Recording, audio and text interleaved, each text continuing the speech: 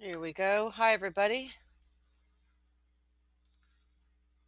Hi, everybody. Let's get this recording over here. Oh, yeah. Okay. Let me just say hello and welcome, everybody.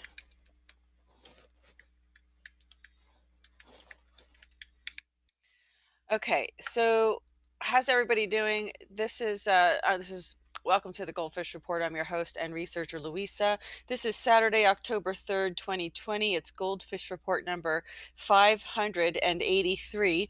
This is week 191 POTUS Report weekend edition. Okay, so this is actually I did a midweek. When I call it like midweek edition or weekend edition, then you know that there's another, either a midweek or a weekend. There's another part of it. Otherwise, I'll just call it POTUS Report, which would really indicate that there's a. I got to turn that off. It would indicate that there's actually another portion of the week. So we're going to take a look at what's been going on in the White House. Everybody knows the president has tested positive for COVID, and the first lady, and about, I don't know, a dozen members of his staff. So, including Chris Christie, including, who else was it? Well, we know Hope Hicks as well. Who else has tested positive? A whole list, which I'll go through. But I just wonder, I mean, if there's some images that I have of them all sitting together, and it's just, very curious if, hi, yeah, it just looks a little bit suspicious that all these people who were sitting close to each other during the debate would come down with COVID. Now, I have to adjust my my camera here. Hold on a second, because I had to move it earlier this week. I don't know. No, it's all right. It's all right. It's all right. It's all right. Whatever. I think it does the opposite of wherever I put it. Sorry about that. Just try to get it right. Okay, so let's move along here. What have we got? We have let's see, the presidential message on Yom Kippur, which you could go to the blog and take a look at that. Support for President Trump, the big story of the week earlier in the week, we're still talking about this Supreme Court nomination, right? And there's a lot of people, and I'm going to screen share this because this is huge. There's a lot of people in Congress who are very, very much in support of this nomination for Judge Amy Coney Barrett to the Supreme Court. Look at this list. It's huge. It's Senate Majority Leader Mitch McConnell, Senate Majority Whip John Thune, House Minority Leader Kevin McCarthy, House Minority Whip Steve Scalise, House Republican Conference Chair Liz Cheney, Senate Judiciary Committee Chairman Lindsey Graham, Senate Judiciary Committee member Chuck Grassley. Now, this is important because the Senate Judiciary Committee is going to be the one who are going to she's going to appear before to be vetted, right, and confirmed, right? So here we have also. I'm not going to read all the names, but just look how long the list is: Ted Cruz, Mike Lee, Ben Sass, Josh Hawley, Tom Tillis, Joni Ernst, Mike Crapo, be careful with that, John Kennedy, Marsha Blackburn, Dan Sullivan, Richard Shelby, John Boozman, Tom Cotton, Martha McSally, Mark Rubio, Rick Scott, David Perdue, Kelly Loeffler, Jim Risch, Mike Braun, Todd Young. Look how long this is. Not reading them all, but look at the list. Look how long this is. I'm telling you, we're not going to have any problem. I don't think there's going to be any problem getting this finely qualified judge into the Supreme Court. Look at this list. Do you think we're going to have any problem with the Senate? I don't think so. Looks like, I'm not surprised. State officials, we have governors who are supporting, not just senators, but we have governors who are supporting governor of Arizona, Arkansas, Alabama, Arizona. Um, we have governors of Georgia, Iowa, Indiana, Idaho, Missouri, um, Mississippi, North Dakota, right? New England. Who's New England? NE. Oh, New NE? What state is NE? New Mexico? I'm lost on that one. Maybe it's a territory. I don't know. Ohio, and all these people. Look at this. Look at this long. I'm telling you, look how long I'm scrolling. I couldn't believe. Then we have cabinet members and administration officials who are also, voicing their support. So it's really good. Take a look at that. So policy organizations and legal community. I mean, I'm telling you, folks, I've never seen so much incredible support for a nominee ever than we have in this particular nominee that we have right now. And she really is redefining, I think, what a true feminist, as they were saying, what a true feminist really represents. And it's not, what our what our history, it's not what our liberals have defined it as. Look at this long list. Can you see this list? The media. Look who's embraced her and endorsed her. What? Wolf Blitzer. This had to be when she was being confirmed for the position she's in now at the circuit court level. Interesting. Would you look at this? Huge. Isn't this huge? Does anybody think that's not astounding? Hi, Shari. How are you? Hi, Tracy.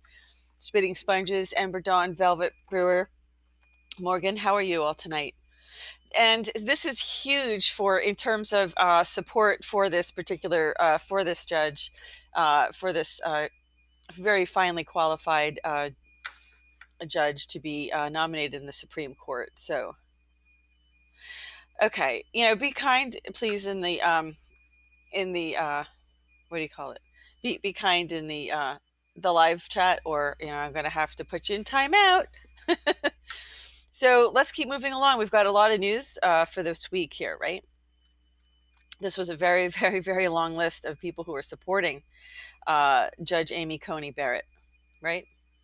We have remarks by the president. There are some transcripts from Monday that you might want to go back and look at, but I'm just going to go through them. I'm not going to go over, as I don't read the transcripts because we have a lot of other things to go through today. And of course, this is the nomination. This is the one nomination sent to the Senate, one huge nomination sent to the Senate.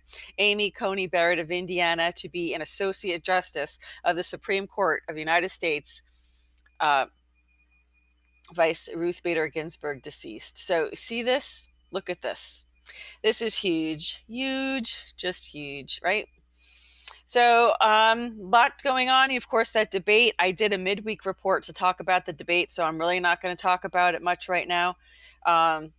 Although we've already rehashed it. Everybody's rehashed it so many times. It clearly was an ambush, in my opinion, to the president. There was no, and I don't know that the second debate's going to be much better because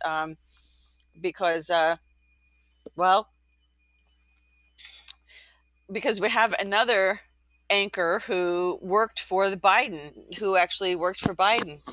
But that's what we're dealing with. I mean, we are dealing with, a liberal media who is less than honest about, their reporting. So, we just get used to that, right? But no, we shouldn't get used to it. So let me just see if there's another. There's a statement from the president on the passing of His Highness Sheikh Sabah al-Ahmad al-Jaber al-Sabah, Emir of the State of Kuwait. I should have just said that, right? So this was a friend of the president, and he said he's very sad, and Melania and him send their sincere condolences to the people of Kuwait. And that was a statement then. Now, this is an interesting document here. Like, there's so many different things that the president can do that a lot of people, aren't aware of, right? So this is called a presidential permit, authorizing the Alaska to Alberta Railway Development Corporation to construct, connect, and operate and maintain railway facilities at the international boundary between the United States and Canada. So this is very interesting, right? So by virtue of the authority, okay, I hereby grant this presidential permit subject to the conditions herein set forth to the Alaska to Alberta Railway Development Corporation. The permittee is a private corporation organized under the laws of the government of Alberta, Canada, and registered in the state of Alaska.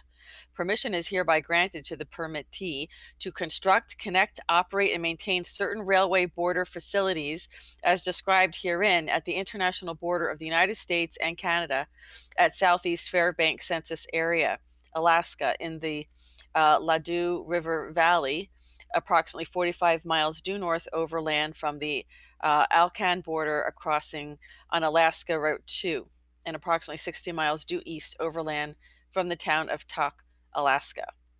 Okay, so the term facilities used, so border facilities. So this is interesting, right? The president, it's a presidential permit. Like, it's amazing that, like, these are just little things that come up that you wouldn't ordinarily think that that would involve a presidential permit, right? Who knew that the president issues permits for anything? So I just thought you might find that interesting. And it goes into the description of what a border facility would and what it would include, generally speaking, and the manner and operation and maintenance of the border facility. Article 3 is the other conditions of kinds of agreements, and of course, the president. Article 4 refers to ensuring national security interests. So, all this has to be very carefully monitored, I'm sure, because it's an international boundary. So here we go. Yeah, so just thought it was interesting to share with everybody. And here's all the details of it. So you can come to the blog and take a look at it if you're interested in looking at what a presidential permit looks like, because that's not really something we have reported here much on the GoldFish Report. So let's just, funny enough, Wednesday, right, before the president announced, I guess he knew that he had the COVID, we have here the president announced massive coronavirus testing expansion. America has already conducted far more coronavirus tests than any other nation on earth, more than the entire European Union, and more than all of Latin America combined. Now, President Trump has announced that his administration will distribute 150 million rapid point-of-care coronavirus tests in the coming weeks. This action will more than double the total number of tests already performed in the United States. 50 million tests will go to protect the most vulnerable communities, which we've always promised to do, including 18 million for nursing homes, 15 million for assisted living facilities, and 10 million for home health and hospice care agencies, and nearly 1 million for historically Black colleges and universities, the president said. Another 100 million rapid tests will be given to states and territories to support efforts to reopen. I'm not on mute. To reopen their economies and schools as quickly and safely as possible. We are now at an inflection point in testing, President Trump said. The United States now has the capacity to run on average 3 million tests per day. That number doesn't include pooled testing, which could multiply that figure several times. Vice President Pence said he believes an announcement about coronavirus vaccine will come soon after yesterday's historic milestone. It's a test to great companies like Abbott Laboratories and the thousands of employees who, Mr. President, I know have literally worked around the clock since those early days in the pandemic when you brought in the greatest research companies in America, the vice president added. Trump administration leads effort to correct headstone of first woman ever to vote in America. First woman. So that's interesting. So today, or this was on, what was this? This was on Monday. Yeah. So today, National Security Advisor Robert O'Brien accompanied White House staff and a delegation from Utah to pay respects at the gravesite of Seraph Young Ford. On February 14, 1870, the Utah Territory extended voting rights to women. Ford became the first female to cast a ballot in an American election. Ford was buried at Arlington National Cemetery, and for years, the name on her headstone remained spelled incorrectly. Working with Arlington National Cemetery officials, the Trump administration corrected her headstone this year, coinciding with the 100th anniversary of the 19th Amendment, which guarantees women's suffrage. The determination and spirit of the leaders of the women's suffrage movement continue to inspire the fight for greater rights for all, O'Brien's statement said. And here's a photo of the president and the vice president giving remarks during an update on the nation's coronavirus testing strategy. So as the week moved on, we all know what has been happening. So after the debate, we also have a transcript here for September 30th. And that's basically it. So I'm going to go into the month of October now. And hold on, just bear with me for just a minute. October 2nd. Yeah, all right. Let me check in with everybody and say hello. I also want to thank Ascension Radio. So for everyone who's listening on Ascension Radio, welcome to all those listeners. I want to thank Ascension Radio for simulcasting this broadcast tonight, and for all that they do. I appreciate you being there, and we do hope that, hi everybody, nice to see you too. Thank you for sharing this with 15 groups. That's wonderful. Definitely give this a thumbs up. We have some interesting video. You know, there's a 4-minute video that I'm going to show. It's in case you haven't seen it, and all of you are so social media savvy that I'm sure you have seen it.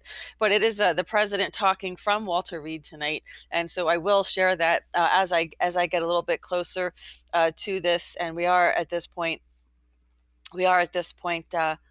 starting to talk about this diagnosis here. You know that the markets, with the announcement of the president and first lady testing positive, the markets dropped. And so that really does signal an awful lot. Yes, Utah women had the vote before any other state. Yes, Kuan Yin. Thank you for that. We will get through this, folks. We definitely will get through this. Okay, so as you know, the president has done a tremendous amount in terms of human trafficking. This is a presidential determination with respect to the efforts of foreign governments regarding trafficking in persons. Okay, now here's another interesting kind of memorandum that the president makes public. I mean, there's presidential permit, like whoever heard of that, right? So it's wonderful to learn these new things about all the different types of things the president can do and is involved in.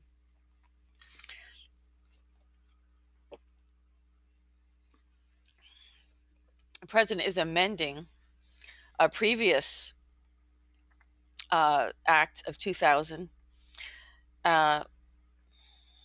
Okay, so this says, as provided for in section 110 D1A I, whatever, of the act, and subject to the determinations below regarding assistance related to the COVID-19 pandemic, the Ebola virus disease, and meeting minimum standards for the elimination of trafficking in persons, I determine that the United States will not provide non-humanitarian, non-trade related assistance to the governments of Burundi, China, Cuba, the Democratic People's Republic of Korea, Eritrea, Iran, Nicaragua, Russia, and Syria for fiscal year 2021, until such governments comply with the Act's minimum standards or make significant efforts to bring themselves into compliance with the minimum standards.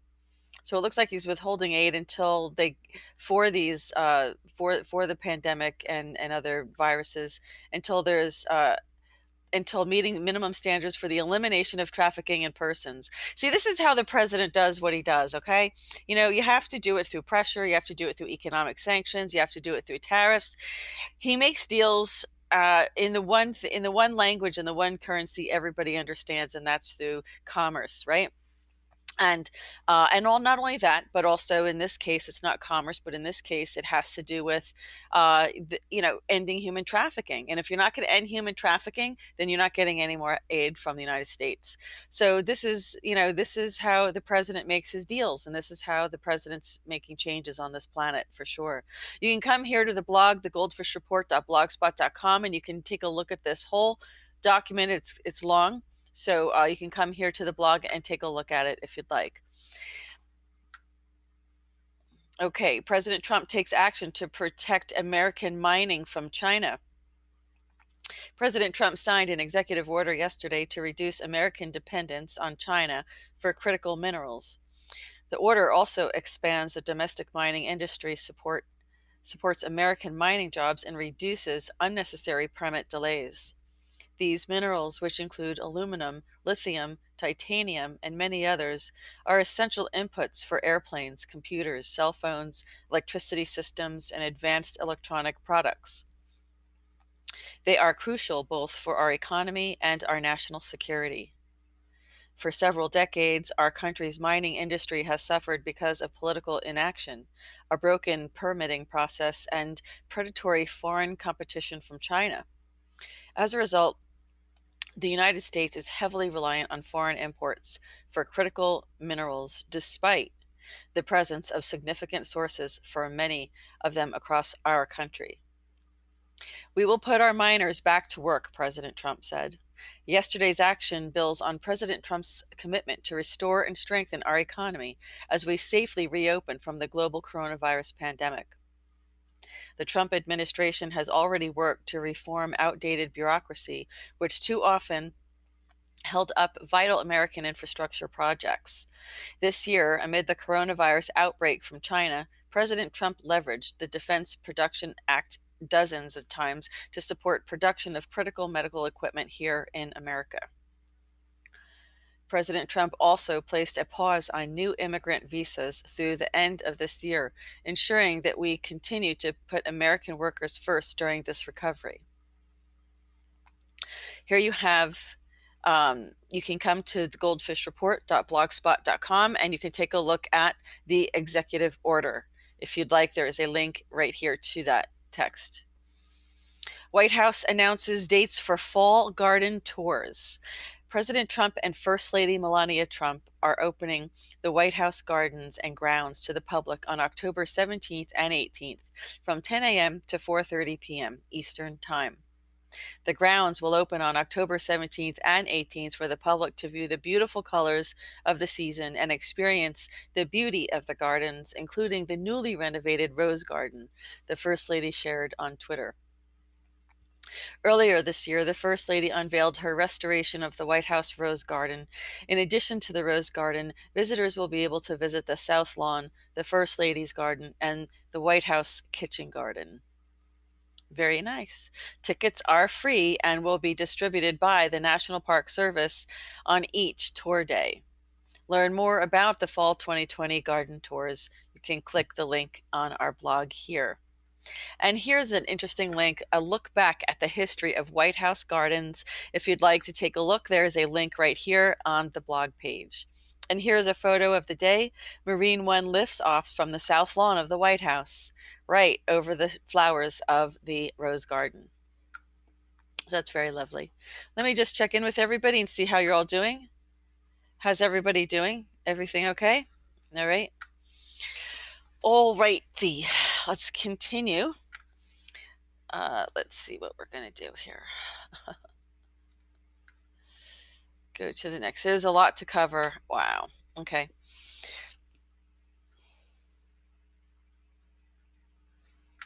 President's been busy.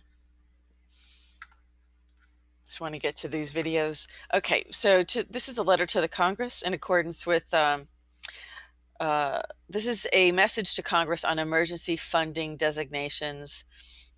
This is the Balanced Budget and Emergency Deficit Control Act as outlined in the enclosed list of accounts.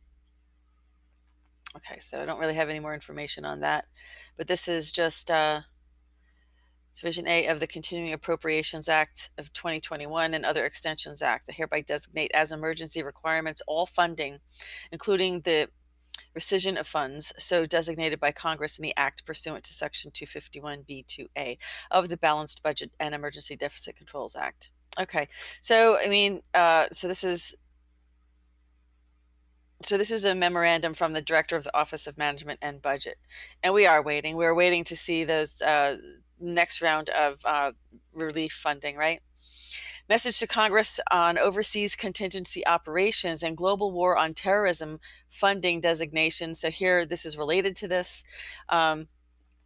I believe, and this is I hereby designate for overseas contingency operations, global war on terrorism, all funding, including and rescission of funds, so designated by the Congress in the Act. You see, you have to understand there's things going on, right? So they're taking care of business internationally, right? Appropriating funds for what's going on, and there's interesting things going on. I have to say, from the intel that I'm getting, there's things are being rectified. I'm going to leave it at that. And you can read between the lines. And we know that things need to be rectified. We know we've all been waiting for things to be rectified. And we mean a lot of things. And a lot of it does pertain to human trafficking, child trafficking, human trafficking, drugs, and all these other things, and crimes, treason, sedition, all of this. It's all getting rectified. And we're going to start seeing this come out, I think, little by little. Here we have two bills signed into law. Our bill announcement here. So this is charging the S2193, the Charging Helps Agencies Realize General Efficiencies Act, or the Charge Act, which requires the General Services Administration to issue guidance to clarify that federal agencies may pay by charge card for the charging of federal electric motor vehicles. That's interesting. So the government can buy a car rather, on a credit card. Well, that's interesting. Okay. S3105, which designates a facility of the United States Postal Service located at 456 North Meridian Street in Indianapolis, Indiana, as the Richard G. Lugar Post Office. Okay, it's a name designation. There you go. Okay, so we have here our West Wing reads. Yeah, a new role model for women instead of the one size fits all. Here, West Wing reads Amy Coney Barrett redefines feminism. Right, exactly. Supreme Court nominee Judge Amy Coney Barrett, who had her first sit downs with senators Tuesday, has impressed congressional Republicans by redefining feminism. Alex Sawyer and Gabriela Munoz write in the Washington Times. A working mother of 7 school-age children who rose to the top of the legal ladder. Judge Barrett balanced life as a classroom mother while handing down rulings as a federal circuit court judge. A devout Catholic, Judge Barrett also provides Christian conservative women one of their own as a new feminist leader for young women. Lovely. Lovely. Okay, more than 80% of the world's population lives in countries with high or severe restrictions on religious freedom. U.S. Ambassador to the Vatican, Castilla Gingrich, writes, as America has shown time and time again, we will not sit back as individuals are killed, jailed, harassed, or tortured for their faith. Read more in Fox News. What's happening in America today reminds me of life under communism. Rod Dreher writes, who needs the gulag when you can compel obedience by threatening someone's job or destroying her reputation on social media? Why bother with the secret police when the masses already hand over detailed personal information to Google and other massive technology corporations? Read more in the New York Post. President Donald Trump signed an executive order and declared a national emergency Wednesday to expand the domestic mining industry. The executive order is also meant to support mining jobs, alleviate unnecessary permitting delays, and reduce the nation's dependence on China for critical minerals. Adele Whitefoot reports in the Duluth News Tribune. And you can read more about that. If you come to the blog, there is a link here where you can read some more about that as well. We have President Donald Trump announces judicial nominees. We have this one nominee here, Joseph Dawson of South Carolina, to serve as judge on the United States District Court for the District of South Carolina. Congratulations. We have a presidential message on Down Syndrome Awareness Month. In the United States, around 6,000 babies are born with Down syndrome every year. These treasured members of our society are sources of inspiration to many families and communities graced by their lives. Those living with Down syndrome face unique challenges, reminding us every day that it is incumbent upon us as a nation to continue empowering them to reach their full potential. Throughout this Down Syndrome Awareness Month, the First Lady and I celebrate these remarkable people, members of our families, communities, and nation, and my administration reasserts its commitment to standing against those who seek to discriminate, devalue, and demean the sanctity of their lives. The future for Americans with Down syndrome is more exciting and more hopeful than ever before as we continue cutting-edge research and develop therapies. In 2019, the National Institute of Health invested $35 million toward more advanced Down syndrome research. In September 2020, an additional $60 million was dedicated to bolster funding for Down syndrome research. These funds will lead to scientific breakthroughs and broaden our understanding of Down syndrome so that we can more effectively improve the health of these American citizens and expand their opportunities to thrive in our society. There is more here. I'll just continue reading it. As our society progresses toward a more inclusive future, there are still those who pass judgment on which lives are worth living. As president, I denounce radical proposals to terminate pregnancies of unborn children with Down syndrome. Our nation will continue to emphatically affirm the self-evident ideal that all children, born and unborn, are created in the image of God, are worthy of life, and deserve to be loved. Our country must never run astray from the certitude that it lives in those with Down syndrome are precious and full of potential. During Down Syndrome Awareness Month, we are reminded that we must never waver in our efforts to support these individuals so that they can enrich the soul of our nation with their joy and love. That's very true. That's a very nice message there. This is also a presidential message on National Dyslexia Awareness Month. Thank you. This National Dyslexia Awareness Month, the First Lady and I join our fellow Americans in recognizing those countless individuals who have enriched our country while also living with dyslexia. Okay. I'm sorry, but I'm not going to go into all the details on dyslexia. I think everybody can get that. It's like a vision problem where you juxtapose letters and things like that. So you can go take a look at this on the blog. There's also a lot of proclamations this month, I have to say. This is also Proclamation on National Domestic Violence Awareness Month, so this is definitely worth scrolling through and taking a look, reading through if you'd like. All Americans deserve a life free from the threat of physical and psychological harm. Tragically, far too many Americans are deprived of this right by perpetrators of domestic violence. During National Domestic Violence Awareness Month, we offer our support to the victims and survivors of this unacceptable atrocity and reaffirm our commitment to bringing justice to their abusers and offering hope to those who currently reside in volatile and unsafe living conditions. Tragically, more than 10 million Americans suffer at the hands of loved ones each year, and women are twice as likely to be targets of this heinous crime as men. My fiscal year 2020 budget allocated nearly $500 million for the Department of Justice to support respectful, nonviolent relationships and reduce domestic violence. Interesting. Okay, I'm going to keep going. If you want to learn more about this, you can please come to the blog and take a look. Here's another bill announcement because we have a lot to go through. This is Continuing Appropriations Act 2021 and Other Extensions Act. So this has to do with Division D, the enrolled bill authorizes Department of House. It's just about finances, appropriations, really. That's how they do this. If you want to, this is some bureaucratic penalties. It kind of assigns like who gets penalties and fees and taxed on them and things like that. So, an enrolled bill extends to Department of Veterans Affairs programs. All right, it's just an appropriations bill. So we'll keep going.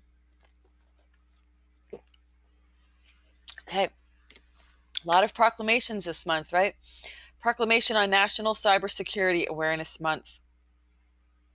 As technology continues to progress and new kinds of threats arise around the world, cybersecurity is playing an increasingly central role in our national security and daily lives. During National Cybersecurity Awareness Month, we recommit to ensuring our nation's cybersecurity, and we raise awareness of the responsibility all Americans have to protect their internet-connected devices, technology, and networks from cyber threats at work, home, and school. Okay, my administration is proud of the steps we have taken to promote technological innovation and bolster cybersecurity measures. We continue to prioritize science, technology, engineering, and mathematics, STEM, education, and employment opportunities. And my pledge to America's workers has encouraged companies to provide educational opportunities for nearly 15 million American workers, especially in the areas such as artificial intelligence, quantum computing, cybersecurity, and secure 5G. I also signed the Supporting Veterans in STEM Careers Act, which encourages veterans to study and pursue careers in STEM and computer science when they leave military service. These measures are vital to advancing our defenses and ensure that the American people have the cyber skills necessary to defend our country. There's more you can read about this, so I definitely recommend coming to the blog and taking a look. We have so many proclamations, and I'm not going to read them all, but here we have proclamation on National Breast Cancer Awareness Month. And as you all know, the other night, the First Lady had the White House lit up in pink. Some thought it was red. Maybe it looked a little red, for National Breast Cancer Awareness Month. I'm going to just continue. I'm not showing disrespect, but I'm going to move on since we have so much to cover. You can come here and read about the president's commitment to bringing awareness to breast cancer. Okay, here we have another. This is Proclamation on National Substance Abuse Prevention Month. So this is very interesting. The president cares about the people, clearly. These are issues that affect everybody's lives, right? Cancer, Down syndrome. We have, they even last month was sickle cell anemia. This is a substance abuse prevention month. I mean, the White House is very concerned about making sure that everybody is included and nobody's forgotten, really. This pertains to addiction to alcohol, illicit drugs, and prescription medications fuels havoc, heartache, and hopelessness in the lives of far too many Americans, as well as their friends and family members. During National Substance Abuse Prevention Month, we renew our unyielding commitment to breaking the grip of alcohol and drug addiction. Through our continued national effort, we will save lives and work to ensure a stronger and healthier country. I won't read the whole proclamation, but you can come to the goldfishreport.blogspot.com and you can read it yourself.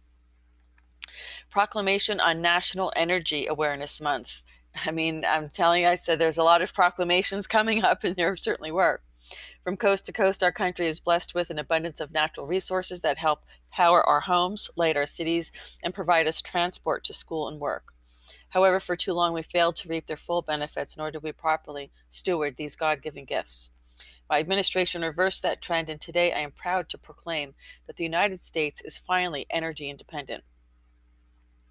During National Energy Awareness Month, we recognize the newly restored preeminent importance of our nation's energy industry to the comfort of our daily lives and to our national security. Well, this is so true. I mean, even just being without power and electricity for a few days because of a storm and, a hurricane or tropical storm or something like that just puts us right back into the 1800s. I mean, in a day, we really have to realize, not take for granted the access to electricity that has really put us into the modern age. But we need to find other alternative sources, and I would really hope that he's going to be supporting that. I'm going to keep moving along. Proclamation on National Disability Employment Awareness Month, right? Another proclamation during National Disability Employment Awareness Month, we recognize the immeasurable contributions that Americans with disabilities make to our workforce. Their achievements not only strengthen our economy and communities, but also exemplify the power of every American to help shape the future of our country. This month, we recommit to advancing an American workforce where everyone can fully pursue their God-given potential. You can come to the blog and continue reading this proclamation. We have another nomination sent to the Senate. This is Brian Davis of North Carolina to be an Assistant Secretary of Defense. Okay, and so let's keep going here. We have President Trump is protecting our domestic mining industry and critical minerals supply chain, as we were discussing earlier. This was Thursday, October 1st. We will put our miners back to work, President Trump said. Today, President Trump is signing an executive order declaring a national emergency to expand on domestic mining industry, support mining jobs, alleviate unnecessary permitting delays, and reduce our nation's dependence on China for critical minerals. The order begins the process for the Department of the Interior to develop a program to use its authorities under the Defense Production Act to fund mineral processes that protects our national security. The action will cut down on unnecessary delays in permitting actions, providing Americans opportunities for jobs and improving economic and national security. Through this order, federal agencies will use their authorities to investigate and work to decrease our nation's reliance on mineral imports. The president will continue to promote our domestic supply chains for critical minerals from predatory Chinese action. Over the last several decades, our nation's mining industry has suffered due to political inaction, a broken permitting process, and predatory foreign competition from China. The United States is heavily reliant on imports of numerous critical minerals that are critical to America's national security and economic prosperity. Despite the presence of significant sources of some of these minerals across the United States. During his first year in office, President Trump took action to implement a federal strategy to ensure secure and reliable supplies of critical minerals. In 2019, President Trump signed 5 presidential determinations, finding that domestic production of rare earth elements and minerals is essential to the national defense. Through this new order, more funding will be available to help mining projects, thereby strengthening our economy and improving our national security. This action builds on President Trump's commitment to restore and strengthen our economy as we continue to recover. Through this executive order, the president is once again taking decisive action to put Americans back to work and restore economic growth. The Trump administration has already worked to reform burdensome and outdated bureaucratic processes that prevent vital infrastructure projects from moving forward. President Trump placed a pause on new immigrant visas through the end of the year to ensure that we continue putting American workers first during our ongoing coronavirus recovery. The president signed an executive order to increase American production of essential medical supplies and cut down our reliance on foreign producers of medicines. The Trump administration has leveraged the DPA dozens of times to support production of critical medical equipment by American companies and protect American workers. I'm going to stop for just a minute and check in with our live chat to see how everybody's doing. How is everybody?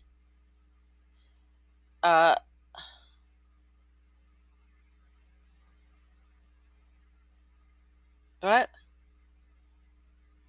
No, president's going to be fine. The president's going to be fine.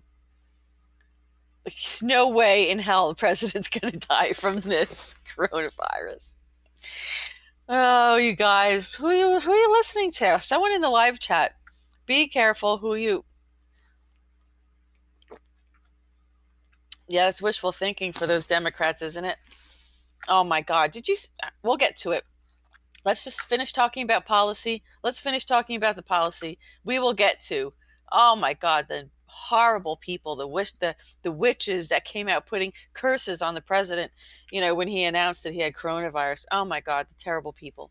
Okay, message to Congress on addressing the threat to domestic supply chain from reliance on critical minerals from foreign adversaries. This is what the action the president took. So you can come here to the blog and take a look at that regarding the mining and the minerals. Okay, the president took this quite seriously, that we don't need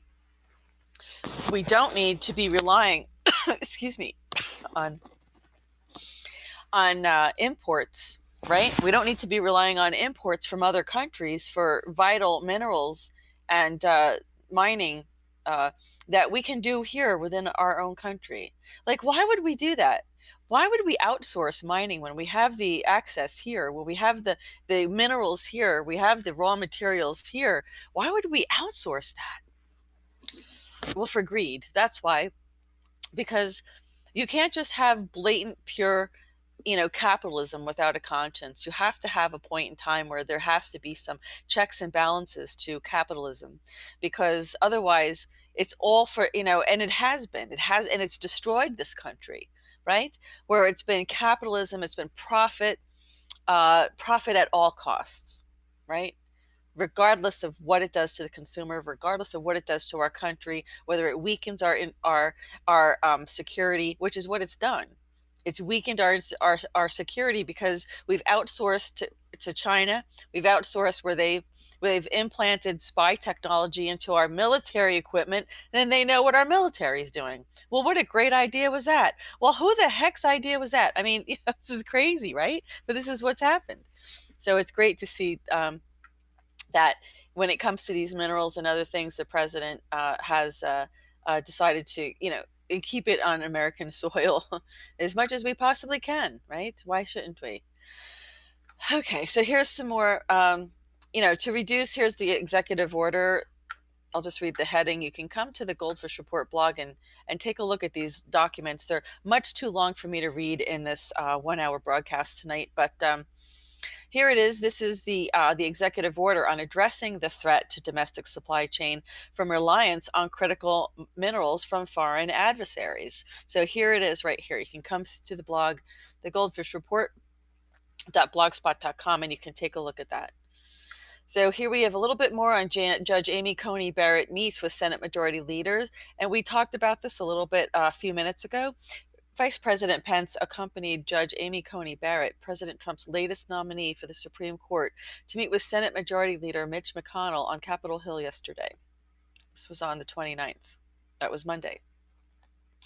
We believe the Senate has an opportunity leader for a fair and respectful consideration hearing, the vice president said. We urge our Democrat colleagues in the Senate to take the opportunity to meet with Judge Barrett and, as the hearing goes forward, to provide the kind of respectful hearing that the American people expect. Oh, God, who knows what this is going to be like, right? No matter what he says, we can only hope. Okay. There's photos here of Vice President Pence and Judge Barrett visiting the Senate. You can come here to the blog and take a look. I don't have time to go into all of that. Judge Barrett will serve the American people with honor and distinction on the Supreme Court. Her extensive experience as a professor and litigator, record of academic success, and outstanding judicial resume makes her an excellent choice. After President Trump nominated Barrett for the Seventh Circuit Court of Appeals in 2017, every full-time member of the Notre Dame Law School faculty signed a letter of support for her confirmation. Every law clerk who served as Supreme Court justice during the term that Barrett clerked for Justice Antonin Scalia also endorsed her nomination. I had the opportunity to meet with Judge Barrett earlier today. Leader McConnell said President Trump has nominated exactly the kind of outstanding person whom the American people deserve to have on their highest court. Vice President Pence said he looks forward to working with Senate Republicans as well as Democrats if they are willing to discharge their duties to advise the president and consent in the confirmation of Judge Barrett to the Supreme Court. Here you have also a video of the President and First Lady honoring Gold Star families. These are families of our military who made the ultimate sacrifice and have trying to hold their loved ones, honor, and to honor those sacrifices that they made and hold their legacy. President Trump and First Lady Melania Trump welcomed Gold Star families to the White House over the weekend to honor the sacrifices of their loved ones. Gold Star families are those who have lost an immediate member, a family member in service to our country. We hold in our hearts those who have answered the knock on the door, accepted the flag folded with precision, said their final farewell, and borne the absence of their fallen hero, President Trump's proclamation reads. Americans of every generation owe a debt of gratitude to the men and women who gave their lives in service to this nation and to their families who remain forever changed. Indeed. Here's President Trump and the First Lady disembarks Air Force One at Cleveland Hopkins International Airport. Okay. Here's remarks by President Trump before leaving Marine One. He was talking about the debate last night. So this is for Thursday. It's only later that day that he's going to be revealing that he has tested positive. He says, we got tremendous reviews on it. We're hitting what people want.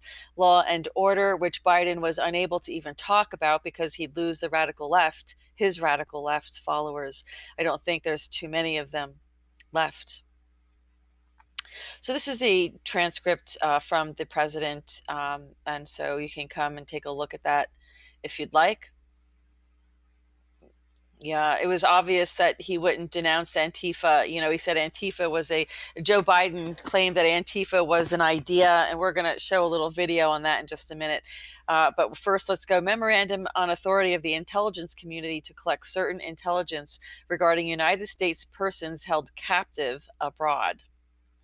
So you can come to the blog and take a look at this. This is a lot of military top brass here copied on this.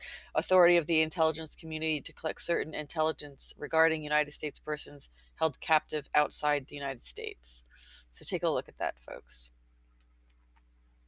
We have a West Wing reads, and we have a healthcare plan for all Americans, as the president talked about in his debate.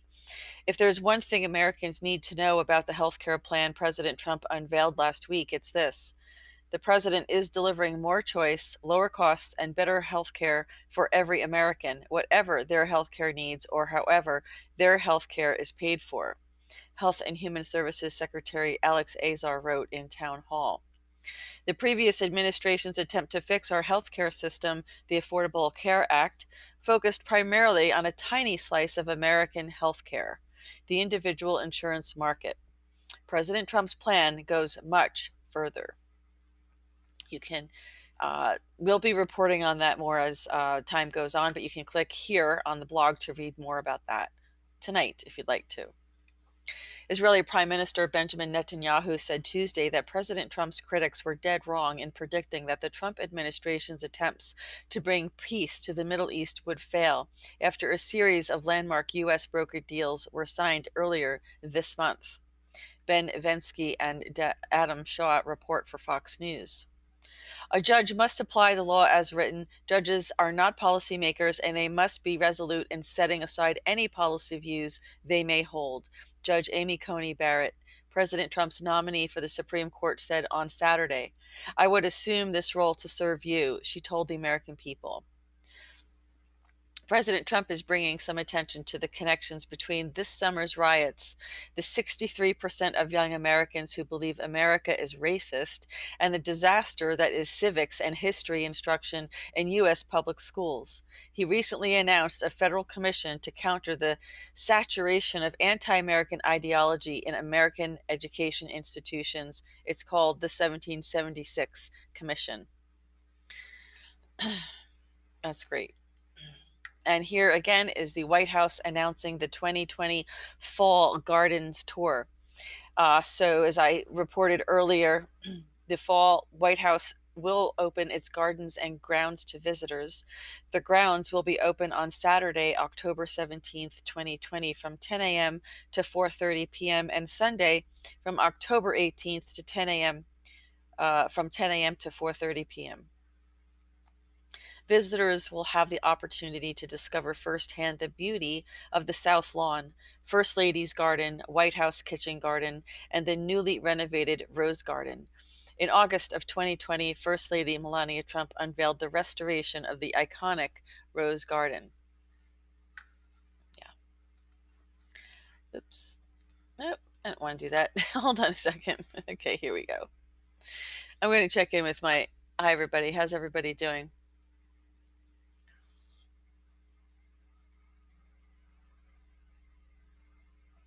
Okay, I'm just checking in with the live chat.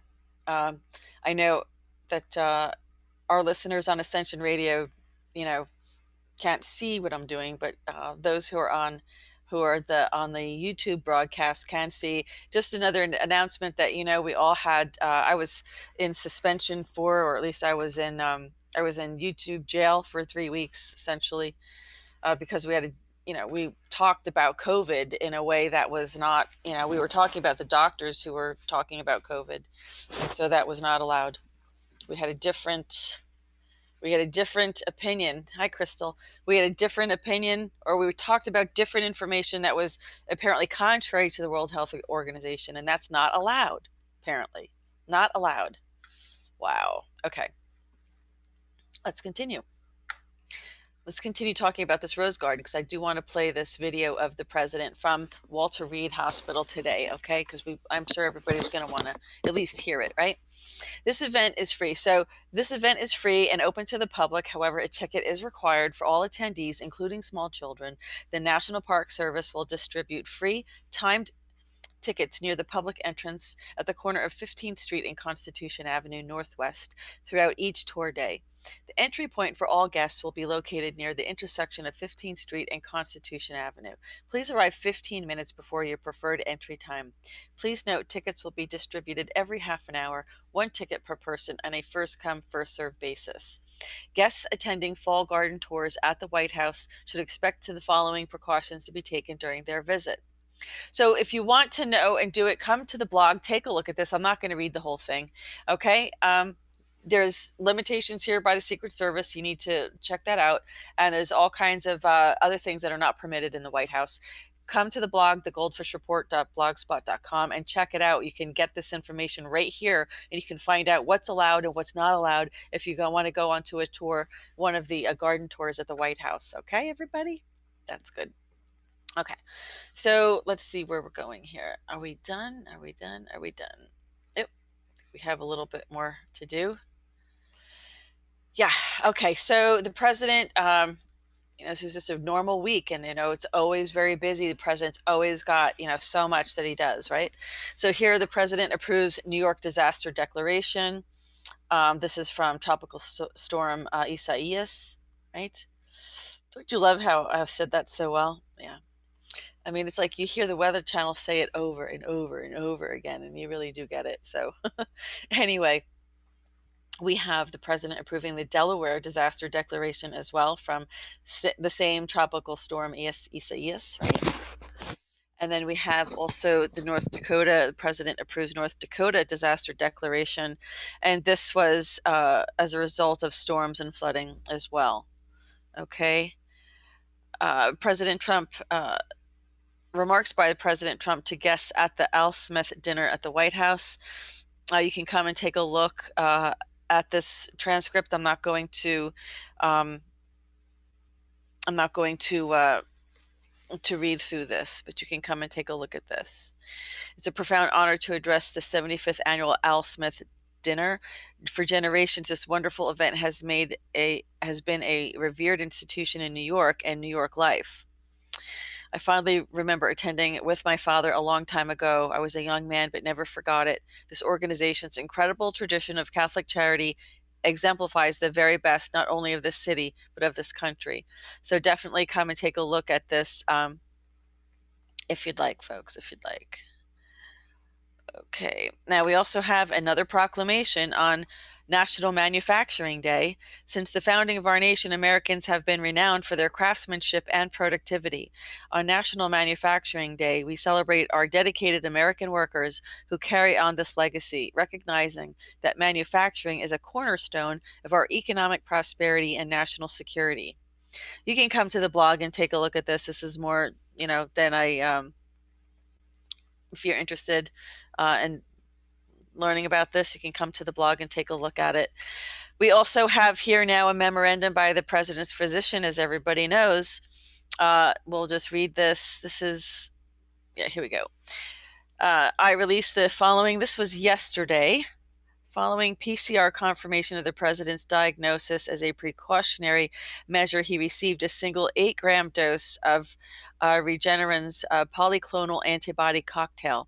He completed the infusion without incident. In addition to the polyclonal antibodies, the president has been taking zinc, vitamin D, famotidine, don't know how to pronounce this, famotidine, melatonin, and a daily aspirin. I'm sorry, forgive me for that. As of this afternoon, the president remains fatigued but in good spirits. He's being evaluated by a team of experts, and together we'll be making recommendations to the president and First Lady in regards to their next steps. First Lady Melania Trump remains well with only a mild cough and headache, and the remainder of the first family are well and tested negative for the SARS-CoV-2 today. So that was yesterday. Interesting, yeah? Let's keep going. 5 stories the president doesn't want you to miss. We'll go back to the president in another minute. Unfortunately, we're going past the 9 o'clock mark, but this is how busy. This is about policy, about what the president's done all week. It's always been about that on the POTUS reports. So let's see what else is going on. September jobs numbers best since Reagan era. Don't panic, America. America adds 661,000 jobs last month, according to today's jobs report, while the unemployment rate fell to 7.9%. You may read elsewhere about the economic slowdown, but September's very positive job numbers actually confirm that we are still experiencing the most dynamic economic recovery in American history. Andy Putzer writes. Cuts in policing have led to 710 murders and more than 2,800 gunshot victims across the U.S. Major cities across the United States are seeing a dramatic and widespread spikes in homicides after police funding cuts. Lauren Fruin reports. University of Utah law professor Paul Cassell dubbed the rise in crime the Minneapolis effect, explaining that as a result of depolicing during June and July 2020, approximately 710 additional victims were murdered and more than 2,800 victims were shot. Boy, people, this area, you really have to... Why on earth would they approve doing something like this? Why would you let them, right?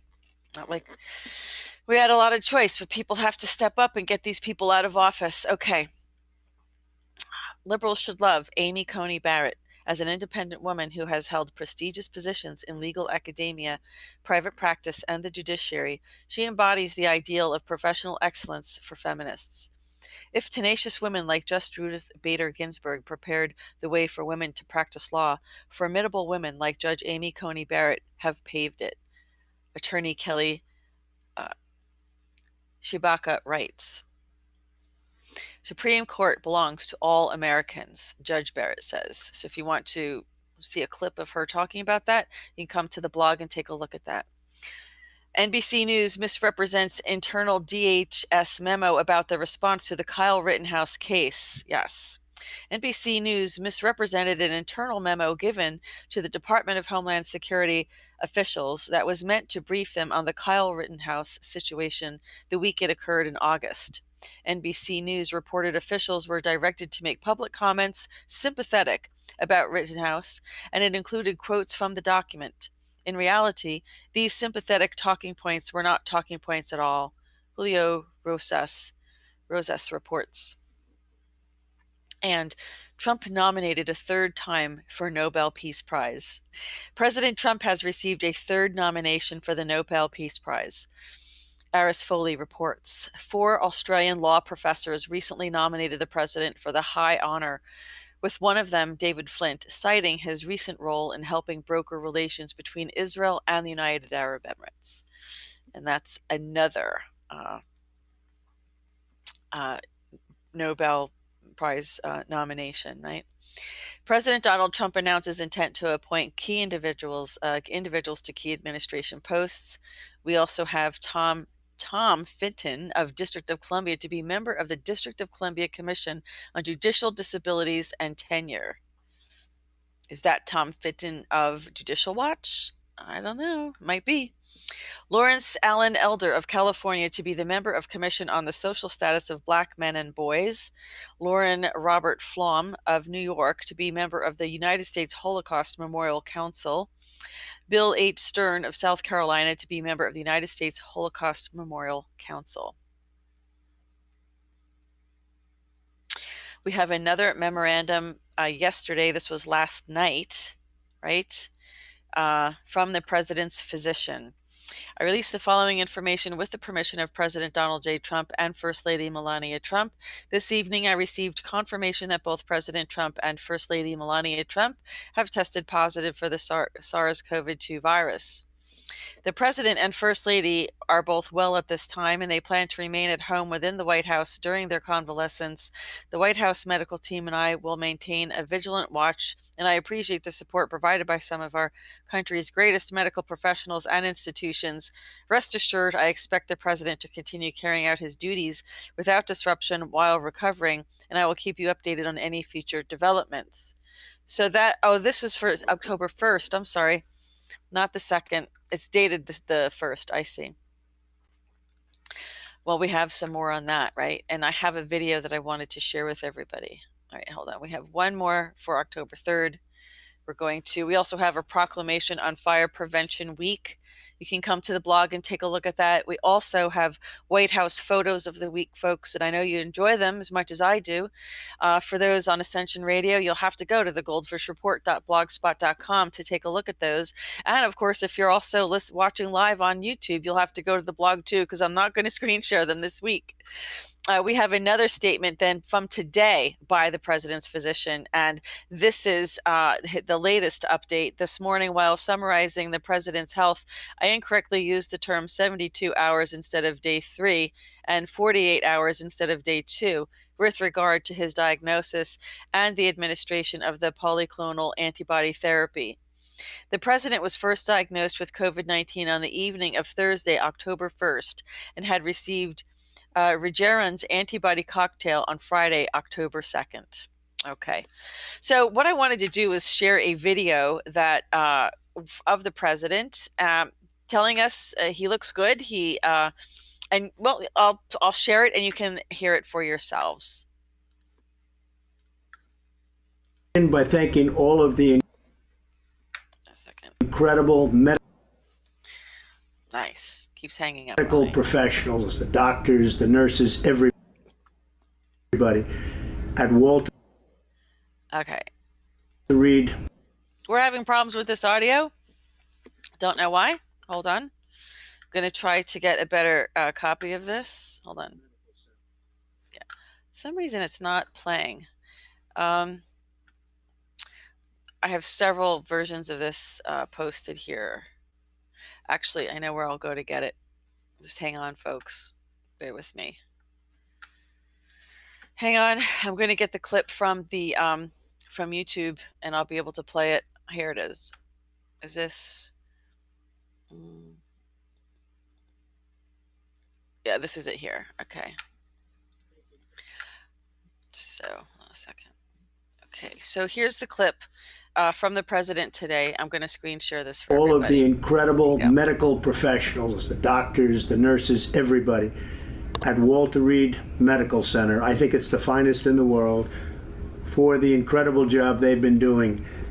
I came here, wasn't feeling so well. I feel much better now. We're working hard to get me all the way back. I have to be back because we still have to make America great again. We've done an awfully good job of that, but we still have steps to go, and we have to finish that job. And I'll be back. I think I'll be back soon. And I look forward to finishing up the campaign the way it was started and the way we've been doing and the kind of numbers that we've been doing. We've been so proud of it. But this was something that happened, and it's happened to millions of people all over the world, and I'm fighting for them. Not just in the U.S., I'm fighting for them all over the world.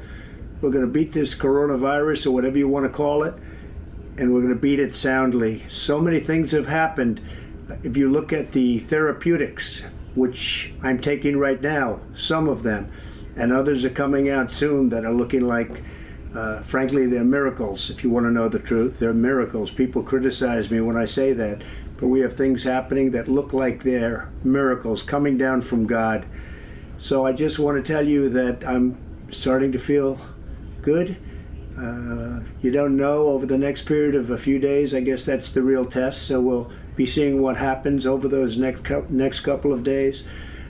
I just want to be so thankful for all of the support I've seen, whether it's on television or reading about it.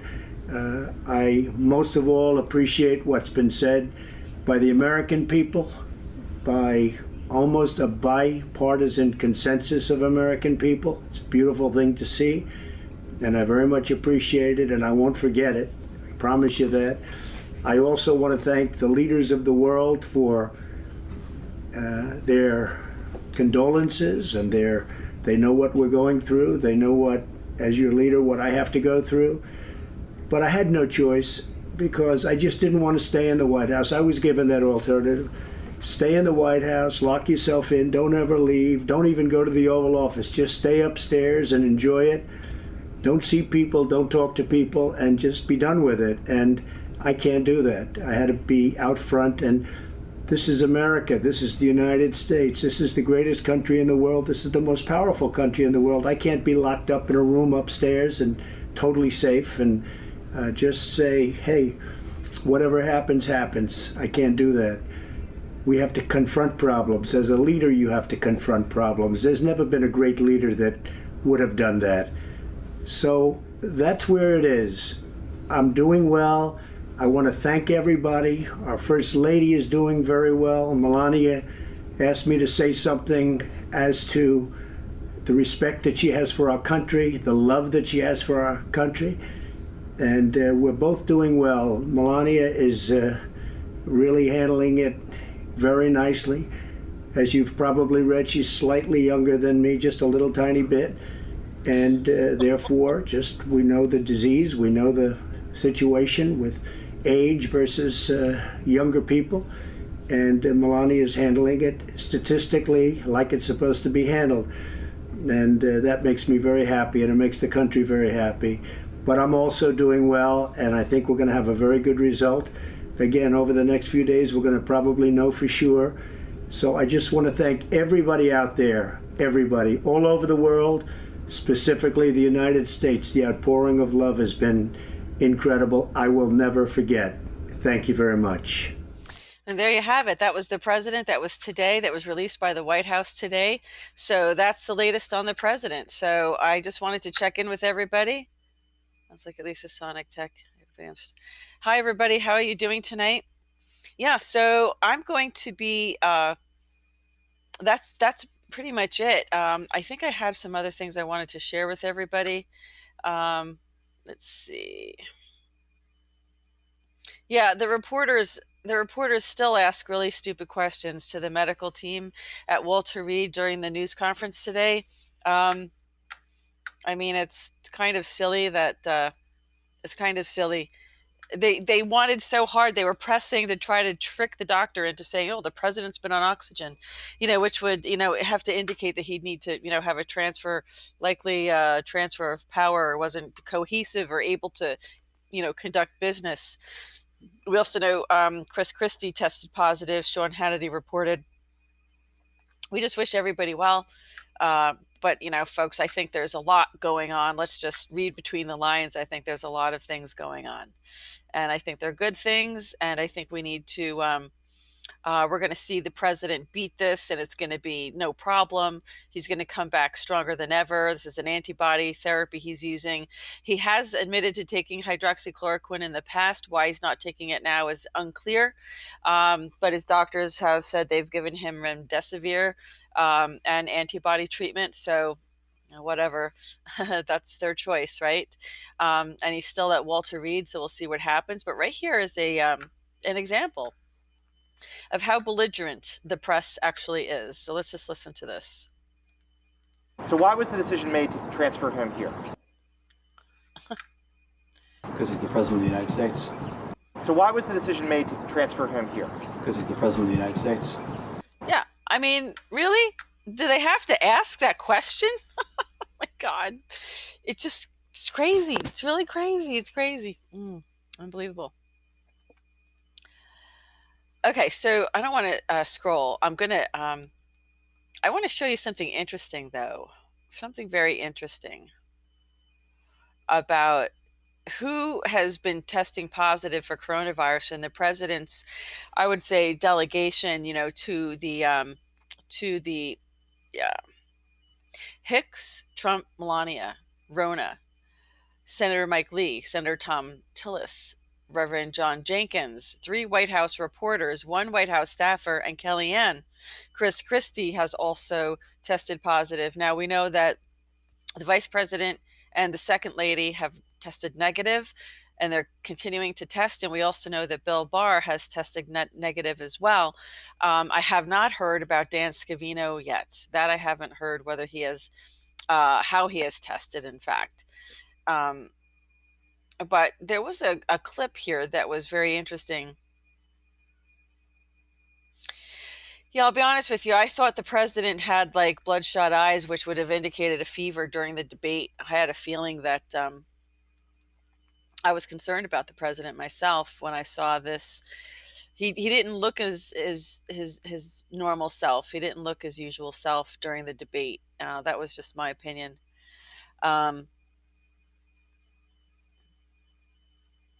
Yeah.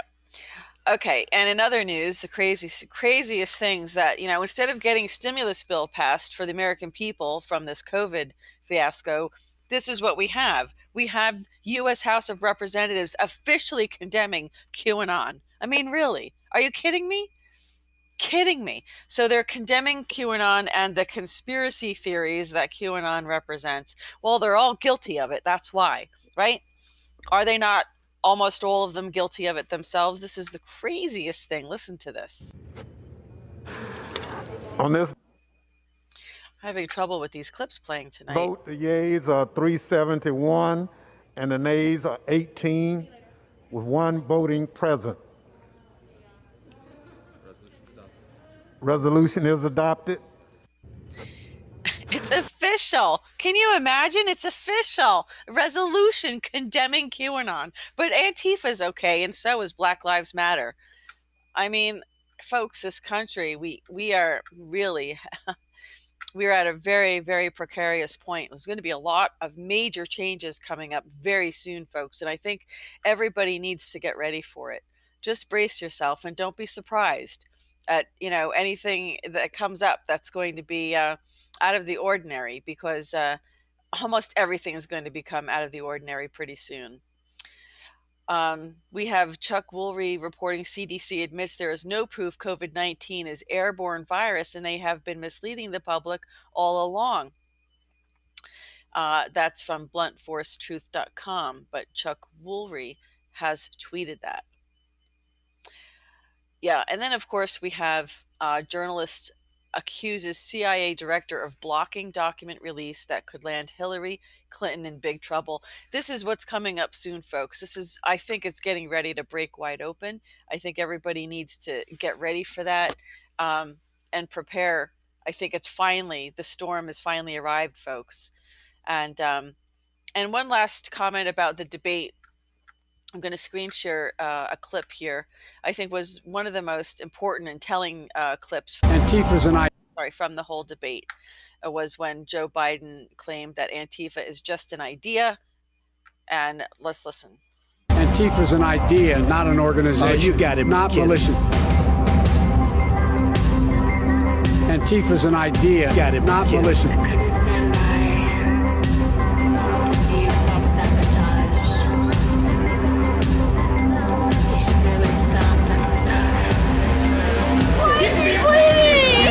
Antifa is an idea. Shut the fuck up and you listen to me!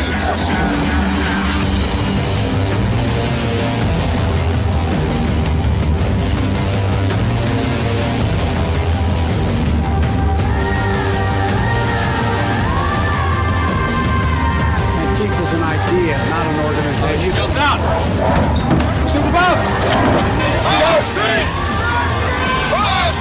You got it. Not militia.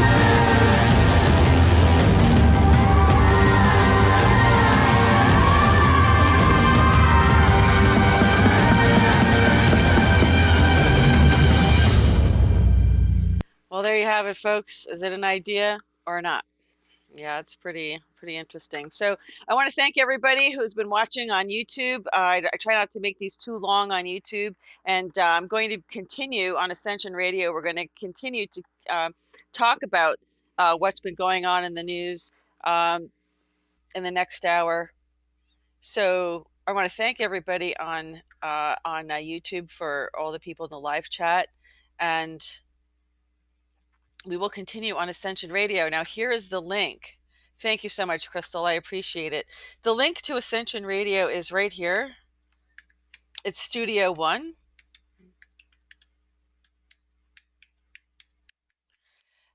I think they fixed the problem with the Chrome browser. I think Chrome has been a problem, but I think they said they fixed that.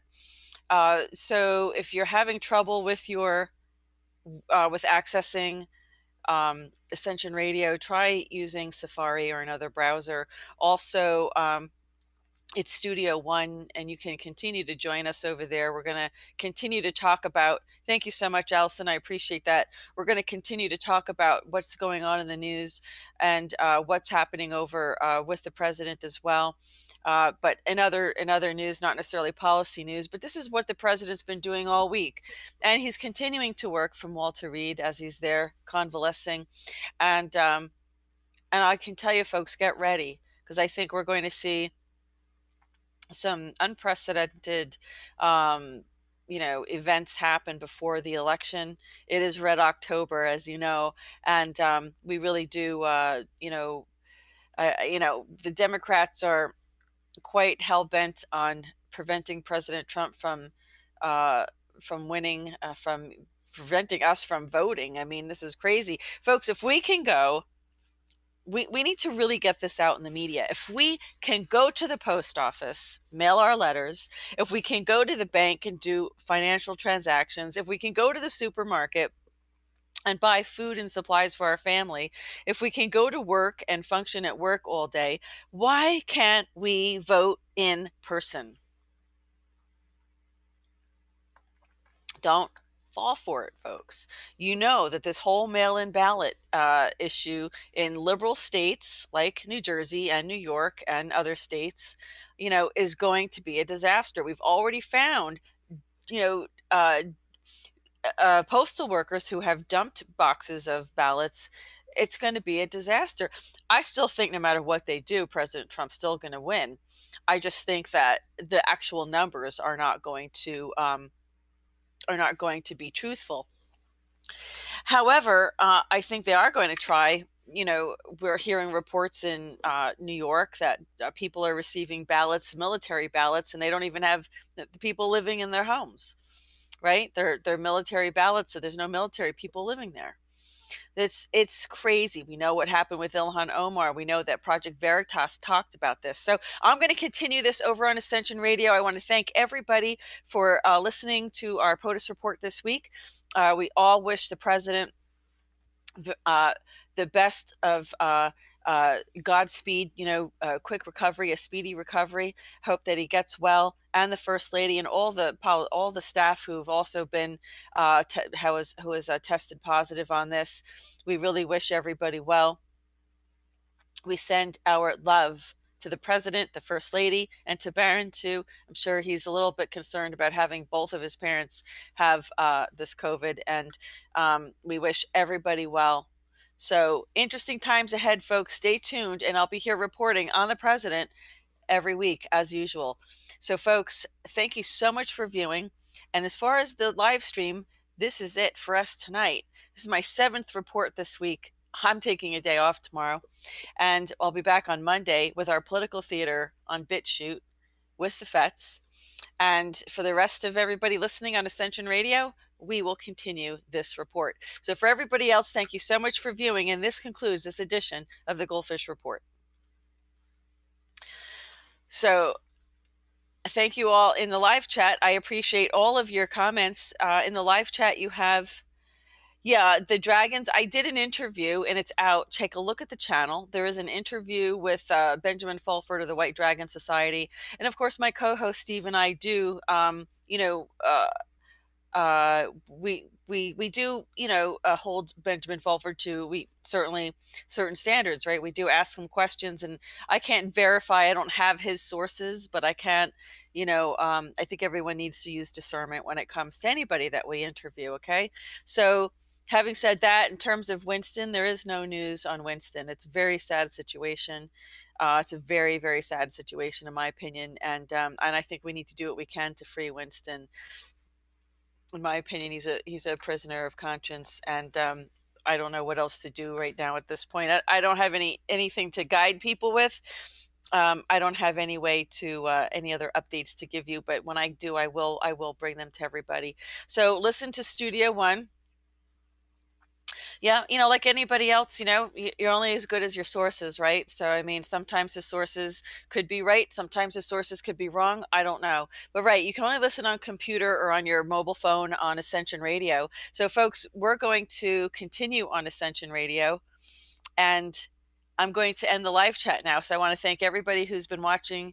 And so, enjoy the rest of your weekend and keep the president and first lady in your prayers. Thanks so much.